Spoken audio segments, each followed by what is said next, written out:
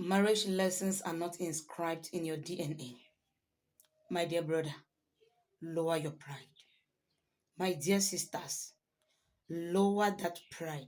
Humble yourself and learn. Marriage lessons are not inscribed in your DNA. And to all those saying that marriage has no formula, life has no formula, I want to ask this question. What then has formula if marriage that is for eternity has no formula? Does prosperity has a formula? Then why should marriage not have a formula? The one that created, that instituted marriage, do you think he's so limited to have known what to place as a formula for marriage?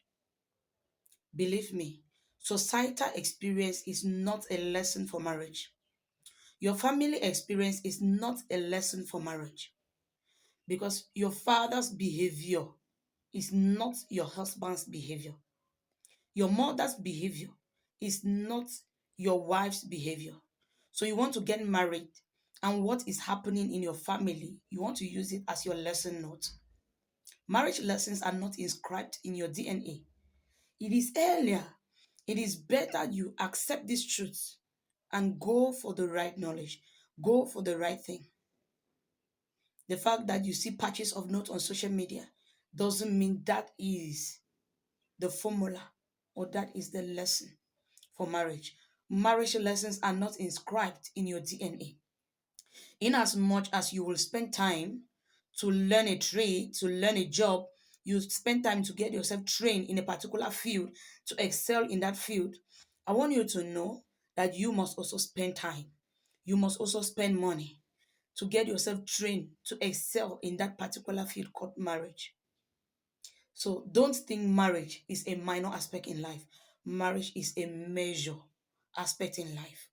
And you must invest time, you must invest resources before you can enjoy that marriage. Marriage is not gambling. Don't be too pompous. Don't be too proud of yourself. And to all those that are not teachable, to all those that cannot be counseled, to all those that are so full of themselves, I want to let you know that marriage is not inscribed. Marriage lessons are not inscribed in your DNA. You're only being proud. If nobody can advise you, you're a proud man. If nobody can talk to you, you are a proud woman. And pride goes before a fall. Marriage lessons are not inscribed in the DNA. You were not born with it. You need to sit down and learn it. You need to sit down and be taught what marriage really is. And your tutors and your mentors will sometimes hurt you, will sometimes ask you to do things you don't like. So if you're always doing what you like, you're being proud, you're being full of yourself. And there is nothing more you can expect from that marriage than doom and pain and suffering.